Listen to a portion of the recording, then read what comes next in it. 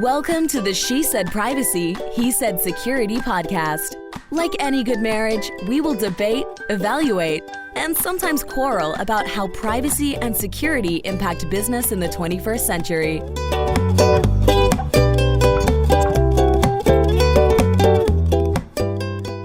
Hi, Jody Daniels here. I'm the founder and CEO of Red Clover Advisors, a certified women's privacy consultancy. I'm a privacy consultant and certified informational privacy professional, providing practical privacy advice to overwhelmed companies.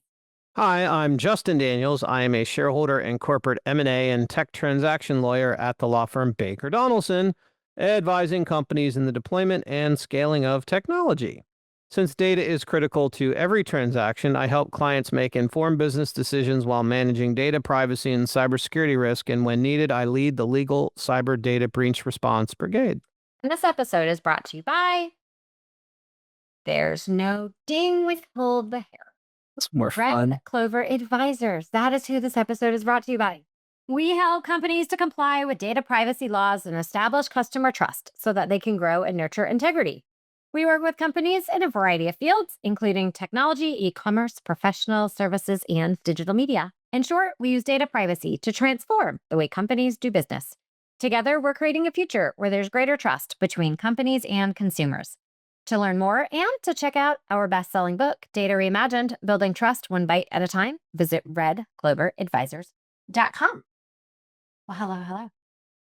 Don't you have a big day coming up? I do, but by the time this airs, it will have passed because we record. I see. Yes. Are we talking about? It's not a big day.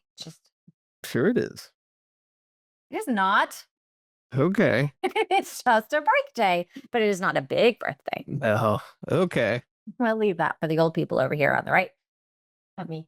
Should I ask you how old you're going to be? No, you will not. But it is not every birthday is special.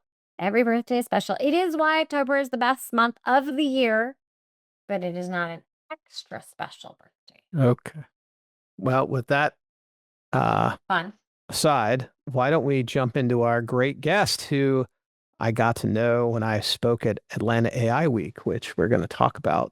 So let me introduce Summer Crenshaw, who is the co-founder and CEO of the Enterprise Technology Association, the national leader in AI and emerging technology adoption. She serves on multiple advisory boards and continues to champion innovation, education, and responsible technology adoption. Summer, how are you? Fabulous. Excited to be here with you both. Well, we always start with trying to understand how people got to where they are today. So if you can give us a little career journey, we would love to hear it. Yeah. So originally, actually started in the entertainment industry. So I worked for major record labels, bringing new artists into market. So I feel that foundationally, I've been a matchmaker my whole career. Like that's the through line. So, I toured with Nickelback and on a tour for Jim Beam, back in the early 2000s. And then, while I had to move back to Cincinnati, where I'm from originally, instead of being out in the hustle and bustle of New York, I pivoted into the tech industry. And where I landed at the time was at careerbuilder.com, which was a startup actually at the time. And that startup really was foundational in bringing forth what, we see today, the job boards of what we're all used to now.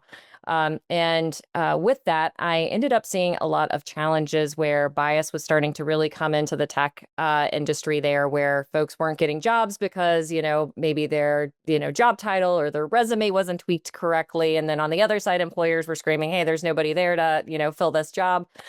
So I ended up actually building out a tech startup called Tilr, which was one of the first AI marketplaces for jobs that connected job seekers and companies on demand, and did it through skills rather than job title or resume. So, here I built that organization, raised about $14 million for the startup, which was fabulous. Went to 32 cities across America, and it was an amazing opportunity. Exited that in 2020. But one of the things that was really interesting in that process is that when you see everyone's skills, you also have the luxury of seeing what opportunities are out there with employers, and you can see the disconnect, right? And so what I became just fascinated with was like the skill gaps that were really there and how easy actually it would be to close the skill gaps if you actually just had visibility into it.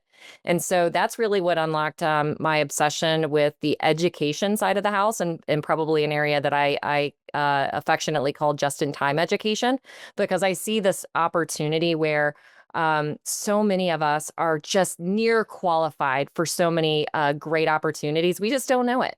And so that's really what's led me into building and scaling Enterprise Technology Association, because we're about AI and emerging tech adoption. And so for me, it's just this natural evolution of seeing an emerging tech come to fruition and knowing that the biggest, most critical part of all of this is for all of us to become lifelong learners and to incrementally learn along the way. So that's what we do in our business. And, one of our biggest opportunities to do that is through our AI Week events that we have across the US. It's really interesting to hear how you started. My nephew is in the music business and just getting started. And what I was thinking as you were explaining is, gosh, this will be fascinating to see where he goes. Where he lands. Because I think it's really interesting, the hops that you've had. And I just had in my head, gosh, what's he going to do? Like, It was a fabulous opportunity. I will say there's so many interesting things. Like, I mean, I plan massive events right now. That is absolutely no different than the events, I would experience at, the concerts, right? Like, no difference. Like, I'm talking to my team about merch for our shows. I had to deal with merch, at all of these different concerts. So it's really funny, the parallels that I now see, 20 years later, in the industry that I'm in now. Yes, we have some of that merch in our house. Nice. From some of the artists he manages. It's fun. So, Summer, you've been on the ground talking to business leaders all across the country about AI. And can you share with us what you're hearing most often? Excitement, fear, confusion, and what separates the companies who are actually implementing AI from those who are still stuck in pilot mode? Oh gosh. It's all three, quite honestly. I can't say that I'm hearing just fear or just excitement. I think it's honestly like day to day, people are trying to figure out what emotion to feel about all of this. I think, this is one of those evolutions where we're not able to separate our personal and professional life, right? Like, we are professionally wanting to use tools to accelerate our business and achieve great business goals and all of that. But at the same time, in the back of our mind, we're also like, uh-oh, will this eliminate my job? Will this eliminate jobs that I currently have folks employed for? So I think that's what I see in market, is like this mix of all three sentiments. And I think it's rightly so. It's a very different atmosphere than what I would have seen, when we first had the .com boom, or, even when smartphones really came to market and, kind of the mobile app engagement really took shape. This one, I think we've gotten more personal tie to it than we've seen in other revolutions. I'd love to hear a little bit about some of the events that you're creating. Yeah. We talked about merch for the events. So if everyone wants to go and get great merch, clearly you're going to want to hear about these events and then go. So Right. talk to us first a little bit about the events, and then I have some follow-on questions.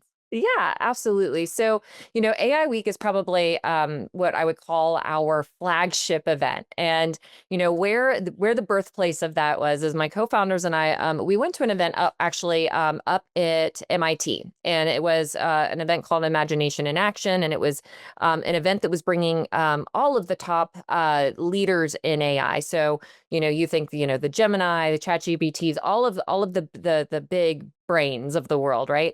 And they were able to pull that off in a couple of weeks. And, one of the things that was just so fascinating to myself and my co-founders of ETA was that, man, they're able to get people in the room, do it quickly. They were activating deal flow like we had never seen. Literally, we calculated at one point in time, we had talked to fund managers that had managed nearly $1 trillion dollars across the board in transactions they were making between the data centers, the startups, you name it, all across the board. And it was very natural in the MIT space and in the Boston market. That's how they do business. Now, we're coming from Cincinnati, Ohio, where we, can be affectionately called a flyover state. And so, in thinking through it, it was something where we said, okay, it's clear that this communities thing is really important. But where, places like Boston and places like Silicon Valley are amazing is that they have speed. And that is where most other communities just don't have it. They take 6 months to plan, 9 months, a year to plan some kind of event like that. And so we've kind of turned to each other and said, could we pull this off in Cincinnati? And oh, by the way, could we pull it off quickly? And so, we basically went to a group of individuals in the what's called Cincinnati AI Catalyst. And we said, hey, we've got this idea. We want to do Cincy AI Week. And this was at the first week of May. And we said, we're going to do it next month. And everybody looked at us and said, well, why not wait till next year? You have plenty of time. We said, no, like that's where everybody fails.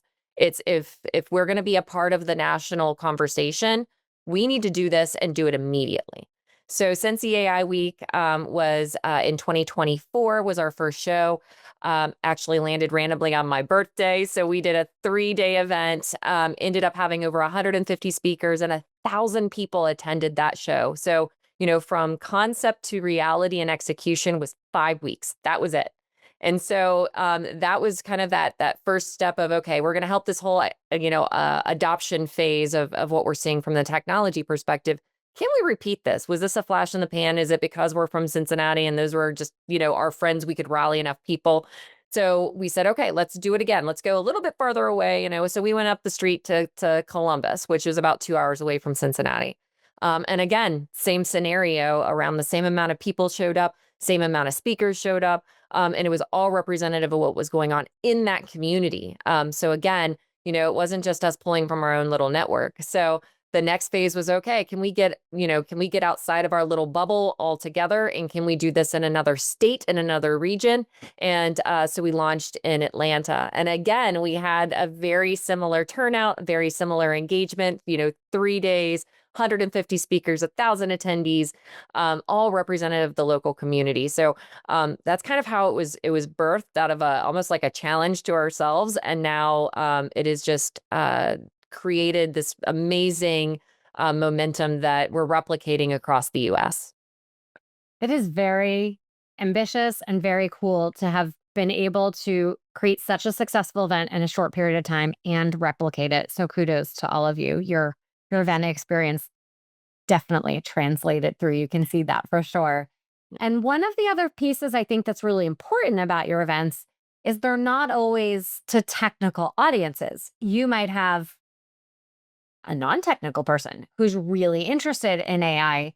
So can you share, how have you been working with executives and all the different levels of people to be able to make AI accessible? What is it? Maybe it's about the speakers or the content or the method of how to get these teams to understand AI strategy and in an easy to understand way. Yeah, I think one of the challenge of creating any kind of conference is you have to start with the persona. And our persona was AI. Are you interested in AI? Is it affecting you in any way? And basically we all can say yes. That's one side of it. And then, are you committed to your local community in any way? And so that was what was the foundation of creating the persona. We then started to dive into what we were seeing locally manifest in terms of how AI was being adopted. We have found that every single city looks different, whether that be the industries that are very popular in the city. Nashville, for instance, has a really, big music industry, obviously, but they're also really deep in healthcare. And Cincinnati, for instance, we are in the kind of the CPG capital of the world with Procter & Gamble and Kroger Corporation, right? So we've got, different industries that are served. And then, all of the sub industries that support that, right? So there's that part of the equation. But then in addition to that, it's also, what does adoption look like currently? Are folks still like dipping their toe? Are they talking about AI in terms of it being theory rather than practice, where they're popping out the newest large language model and they have all of the biggest startups, getting billion-dollar valuations, right? So for us, we do a really good overview of kind of the market at large. We dive into local community groups, and our goal is to actually be really like a sounding board for them. and give them an opportunity to speak in ways that maybe, they don't normally get to cross collaborate. So getting a little bit of a pulse from there. And then from there, we kind of curate the overall programming based on how to tackle the things that seem to matter to the local community at large.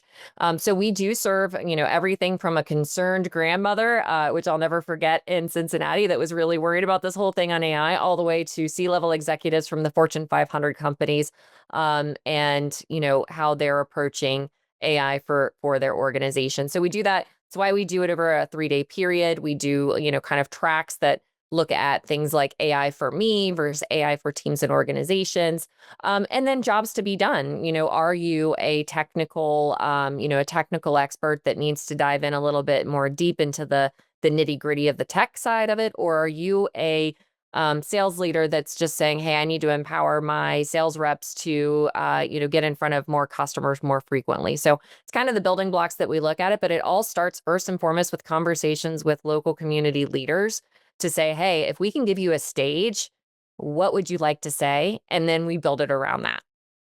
Very cool. Thanks for sharing. Yeah.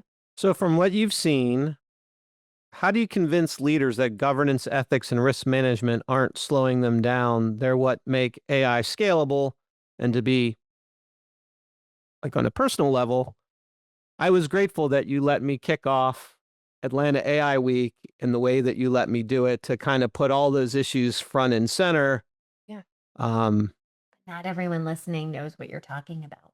I think Summer will set it up by the answer to her question. Absolutely. So, with Atlanta, and we had such a phenomenal group of local leaders that, rallied, that also, part of our, I guess, insanity is also going to other communities and saying, you know what, there's a story to be told here, and we're going to bring people that you normally don't have in the room together. And you're going to tell, the big, bold story there. What I see consistently is, instead of thinking that governance is a brake, it should just be a steering wheel. And this is just a way, a mechanism for you to do the job that you need done, and to accomplish what you want to accomplish. We talk a lot about it, and we see it a lot actually in our shows where we discuss golden road. Like, what's that path? If you can give people the path with a little extra, steering grease, they're going to do phenomenal things. Will they do it perfectly? Absolutely not. But I think when we look at, imperfect action beats out perfect inaction any day, right? Like, we want to see people accomplish, big, bold things. And so the leaders that are looking at governance as a opportunity rather than a hindrance, I think, are the ones that we're seeing be a part of the success stories that are going on across the board. Are you going to share the cool thing you did? Well, Justin's allowed to do it. um, And I bet I have a video or two of this as well. oh yeah, we have the video. I didn't dress up or I didn't sing, but the presentation was all around AI and the potential risks, particularly for kids. Yep. And so obviously it's an event to celebrate AI, but to allow someone the stage to get up and talk about in a very sobering way. We had a deep fake of one of my presentations. I just thought that really showed a lot of confidence in the community, because I think it would be really helpful, Summer, is talk a little bit about how you go about creating these communities, because one of the big ways that you do it is you actually go and you find leaders in every community, bring them together as part of a committee. And the event you guys did in Atlanta, I mean, you guys crushed it for the first time. Yeah. So it's I will say we do it the hard way. It's definitely, it would be a lot easier, I think, to do a traditional conference where you just land, you advertise the crap out of it, you put out the programming, you fly people in, and you just do it that way. And that's not been our approach.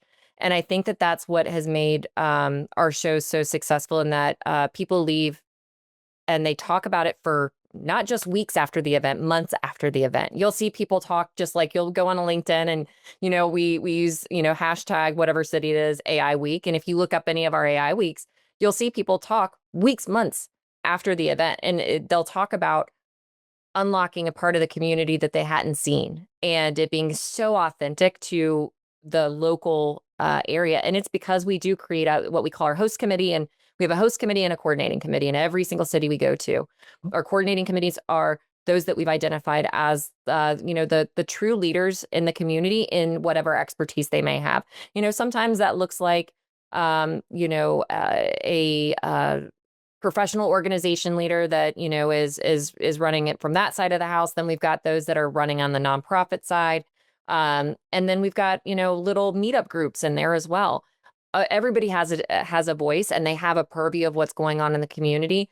And so to me, it becomes very authentic and a reflection of what's going on really.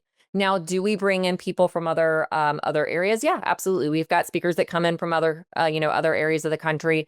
But I would say about 80% of the speakers are local to the local community, which again is different, because most of us are used to going out to trade shows and flying out to Vegas or wherever. And, you're used to, being people that are on stage that you likely will never have a conversation in life with.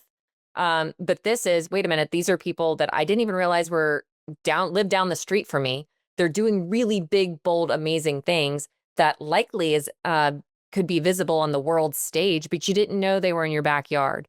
And so the only way we're able to accomplish that is by going to these local leaders and saying, hey, can we get your commitment to, give us that intel and make the introductions and tell us who to talk to? And then, oh, by the way, can you help guide us on making sure the program looks and feels like a local produced it?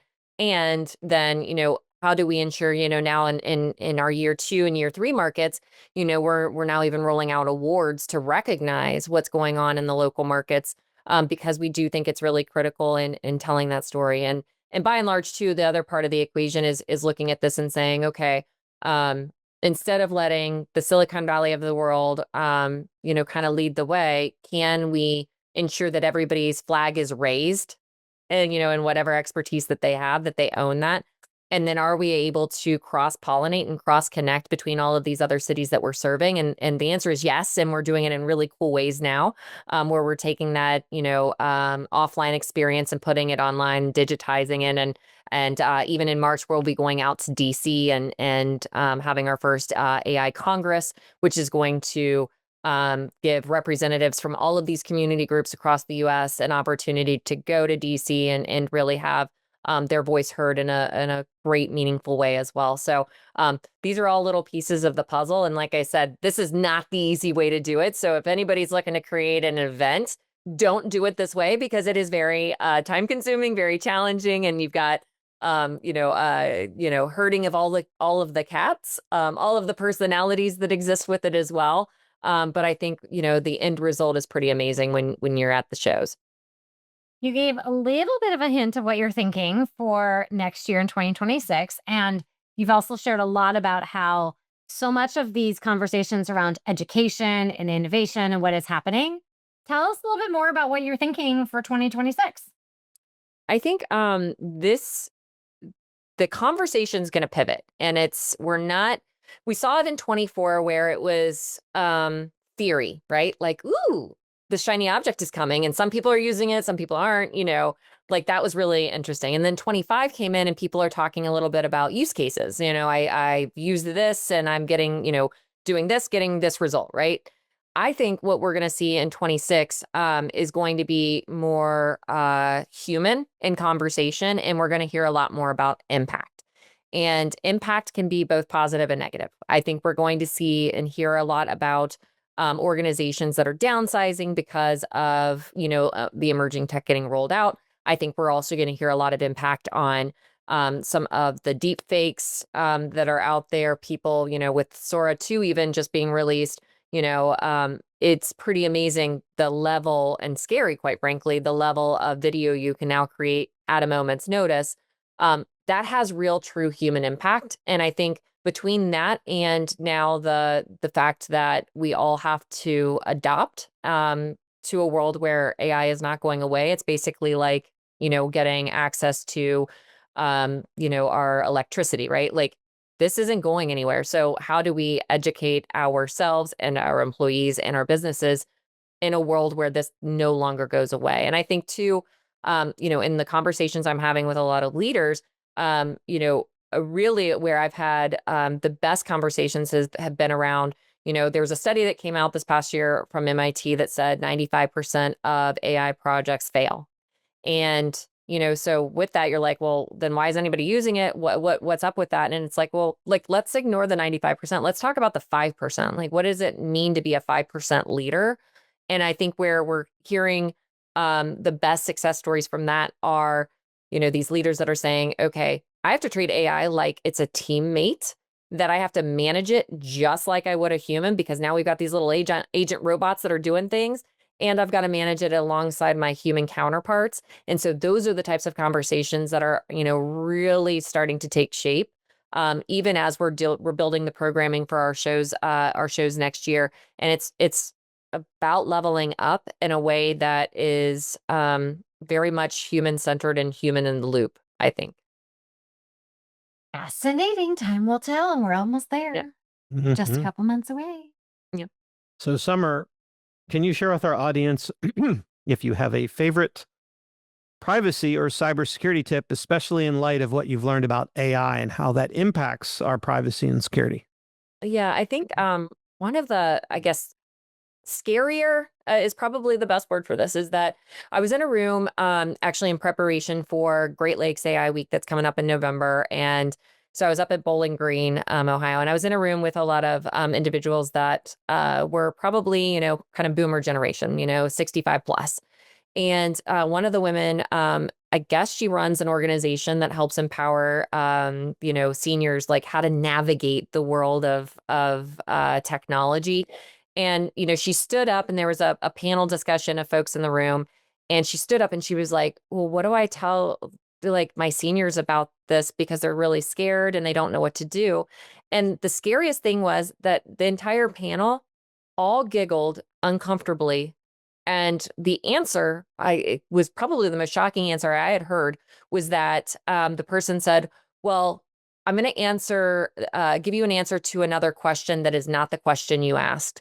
And he went on and answered a totally off-topic question. I was like, you just turned the conversation away from something that somebody was very concerned about. And so, I bring that up because these are the types of conversations that are happening in every room across the world. And so from a security standpoint, I think we all have to go a little bit deeper personally with our own families and those that we love, and say, how do we protect ourselves together? So like the most basic thing is, do you have a security code or a security number between your family, so that if somebody does do a video or a audio that's spoofing you, do you have a way to know if that's true or not, right? Like that's one minuscule way that we should all be thinking about, how do we connect our safety and security to one another? But I think that if nothing else, like start there with your own dang family. Just stop stressing just about work. Like we're in a world now that we've got to protect ourselves and our, our seniors in our life, as well as our kids, right? So yeah, I think that's for me is like step one. Do you have a security word and security code for your family to start out with? And when you are not planning events, what do you like to do for fun? Yeah, I love working out. I've been a weightlifter for for forever, since I was young. One of the other things, my husband, he is a retired combat veteran.